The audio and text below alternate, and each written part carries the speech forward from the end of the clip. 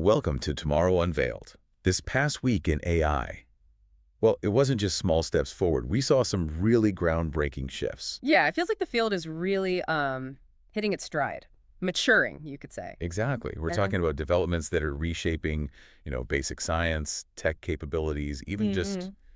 our daily It's lives. definitely been a pivotal moment. What's really interesting is seeing AI move from being mostly about commercial stuff to becoming a tool for fundamental science. I'm also getting small enough to run on, like, your phone. Precisely. It's this dual movement.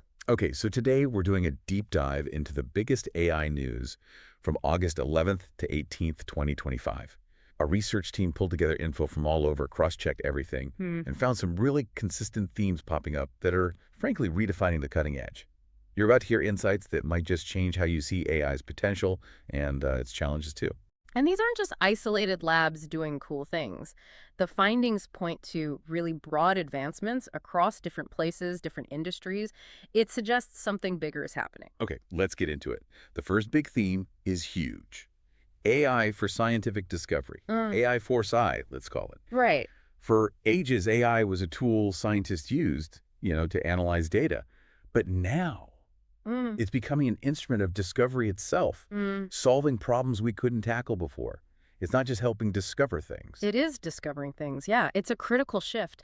AI isn't just crunching numbers anymore. It's like generating new ideas, running virtual experiments at speeds we couldn't imagine. Okay, give us an example. Well, Prime One is researchers using generative AI to literally design new antibiotic compounds. Design them, not just find existing ones. Exactly. That's the paradigm shift. We used to sift through millions of existing molecules looking for a needle in a haystack. Now AI is basically building the needle itself. That's incredible. So what does this mean for fighting things like superbugs? It's huge. This AI system screened, I think, over 36 million possibilities and came up with two novel antibiotics. Wow. Yeah.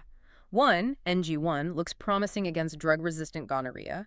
Another, DN1, worked against MRSA, those really nasty hospital infections. And how do they work? Are they just stronger versions of old antibiotics? No, that's the amazing part. They work through totally new mechanisms. They mess with the bacterial cell membrane, hit proteins that we haven't targeted before. So it bypasses existing resistance. Potentially, yes. Our research team's analysis suggests this could be the start of a second golden age for antibiotics, and we desperately need that. That's genuinely hopeful news. Okay, from fighting superbugs to another massive challenge, quantum computing.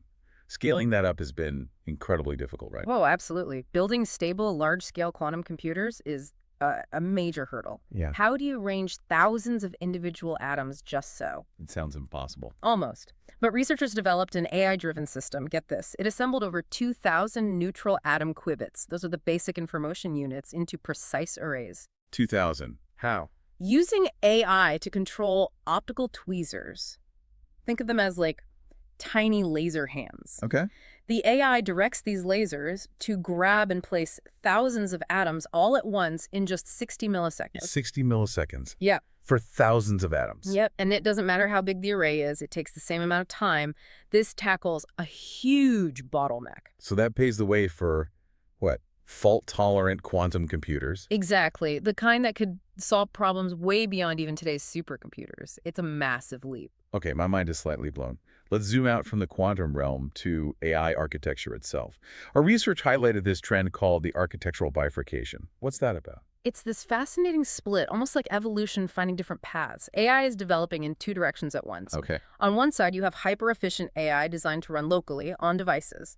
Edge AI. Like Google's Gemma 3270M model. Precisely. It's small, only 270 million parameters built for efficiency. How efficient are we talking? Like on my phone? Well, tests on a Pixel 9 Pro showed it used only about 0.75% battery for 25 conversations. Wow, that's barely anything. Right, so it can run right there on your device, minimal battery drain, huge benefits for privacy because your data doesn't have to leave the phone. And speed, I guess. Yeah. No lag waiting for the cloud. Exactly. Instant responses. And it's open source, so developers can build on it. It really enables this idea of intelligence living in your pocket, not just access through it. Okay, so that's one side, small and local. What's the other side of this bifurcation? Planetary Scale AI.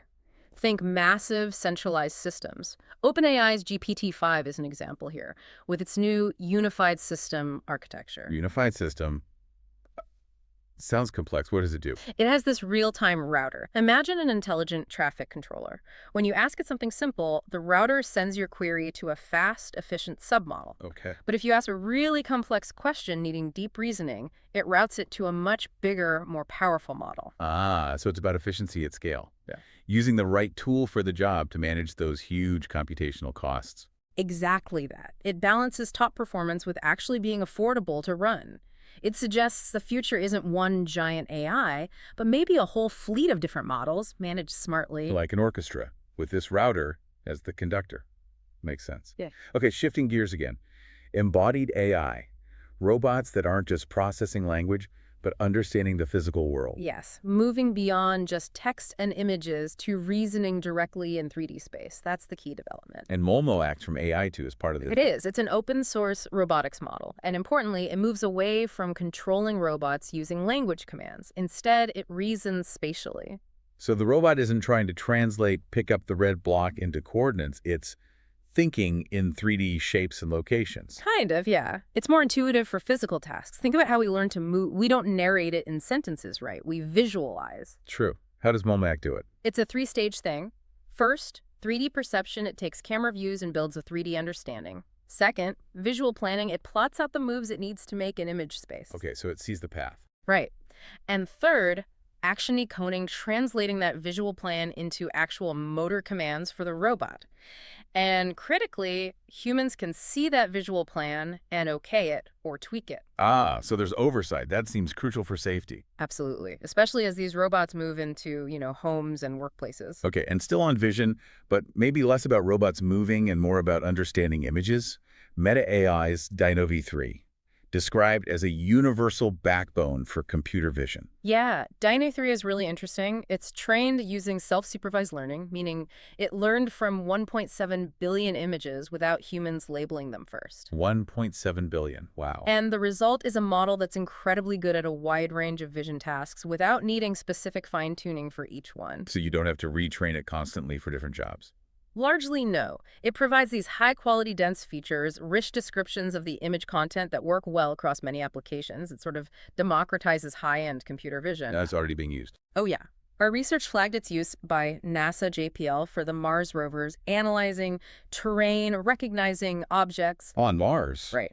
And also by the World Resources Institute for monitoring global reforestation efforts from satellite images. They have incredible range from another planet down to tracking trees here on Earth. It really shows the power of these large, self-supervised models. So AI is digging deep into science, changing how models are built, getting robots to think spatially.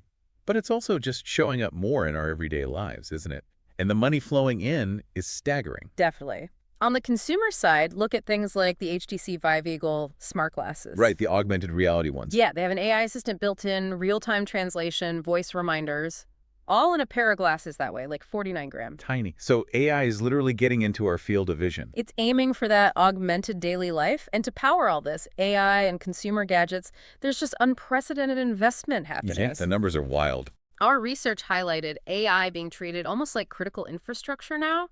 You've got the Allen Institute's $152 million project for open AI and science. AI, yeah. Then there's talk of SoftBank and Foxconn's Stargate project, potentially a $500 billion investment in AI data centers. $500 billion. Just wow. And Google's putting another $9 billion into data centers in Oklahoma. It's a global race for computing power. Everyone sees this as foundational. It's clear AI isn't just seen as software anymore. It's like the new electricity grid, or something foundational for everything else. And hey, if you're finding this insightful, maybe take a second to like this video, subscribe to Tomorrow Unveiled, and hit that notification bell so you don't miss our future updates. Or if you're listening on Apple Podcasts or Spotify, we'd be super grateful if you could leave Tomorrow Unveiled a rating and review. It really does help new listeners find us. So lots of exciting progress, but it's not all smooth sailing. Our findings also flag some persistent and some new challenges that come with all this power. Right. The flip side. Like the open source robotics models, Molmo Act, for example. Great for transparency, but risks too. Yeah, the dual-use dilemma. An open-source robot model that can interact physically with the world. Well, if someone malicious got hold of it and adapted it... It's not just spreading misinformation online. It could be a physical threat. Potentially, yes. And because it's open source, it's really hard to control or regulate who uses it and how. It's a tough balancing act between encouraging innovation and ensuring safety. And then the AI designing antibiotics. Amazing science, but ethical questions pop up immediately. Big ones, like who owns the patent on a molecule an AI designed? Our current laws weren't built for non-human inventors. And the more profound worry, if AI can design helpful molecules, could it also be used to design harmful ones? Toxins, That's bioweapons? sobering. Requires serious thought about governance and safety. Definitely. And alongside these newer issues, the older problems haven't gone away. Bias, safety, misuse, they're still very much with us. Yeah, our research team highlighted a really concerning study about AI image tools. Ah, the one about hairstyles. Yeah. It found these tools consistently rated images of Black women with natural hairstyles like braids or afros as less professional or intelligent. Compared to straighter styles, that's awful. It really underscores how biases in the training data get baked right into the AI. If these tools are used for things like screening job applicants, you can see the potential for real harm. We urgently need more diverse data and rigorous fairness checks. A stark reminder that AI learns from us, warts and all. And privacy concerns are still a big issue, especially with things like browser extensions. Right. Findings showed some popular AI-powered extensions were grabbing way too much data, private messages, banking info, Even in incognito mode. even in incognito mode, apparently. So convenience can come at a steep privacy cost if you're not careful. We need better oversight, and users need to be vigilant. And another really sensitive area, child safety. There were reports about AI chatbots behaving inappropriately with minors. Yeah, some instances of chatbots engaging in romantic conversations with kids. That led to some platforms quickly putting in stricter rules. Understandably. It just highlights that even sophisticated AI can lack basic common sense or ethical judgment. Designing in strong guardrails from the start is crucial, especially where kids are involved. Absolutely. And finally, the issue that never quite goes away. Mm-hmm. AI making stuff up. Hallucinations. Still a problem. Even the newest, most advanced models can sometimes state falsehoods with complete confidence or generate problematic outputs. So we can't just blindly trust them yet. Not entirely. Human oversight, careful validation, they're still essential. The human in the loop remains vital, especially for important decisions. Okay. So what are we? Designing antibiotics, supercharging quantum computing, AI in our glasses, massive investments, but also wrestling with these really tough ethical and safety challenges. It sums it up well. The big picture from our research is pretty clear. AI is getting way more powerful. It's becoming woven into everything. Pervasive, yeah. And more personalized, too. The potential benefits are immense, but only if we manage the risks responsibly. It really points towards a future of hybrid intelligence. Hybrid intelligence. Yeah, combining the speed and accuracy of machines with human creativity, judgment, values. That seems like the path forward, using AI to augment us, not just replace us. That's a compelling vision. It makes you think. As AI keeps opening up new doors, what kinds of new human-AI collaborations could emerge? In your own work, or just everyday life? That's a great question to ponder. It is. And we'd love to hear your thoughts on that. Whether you're watching on YouTube or listening on your podcast app, drop a comment and let us know what you think about this week's AI news and where things might be headed. Thank you so much for joining us on Tomorrow Unveiled. We'll be back next week exploring the future, one breakthrough at a time.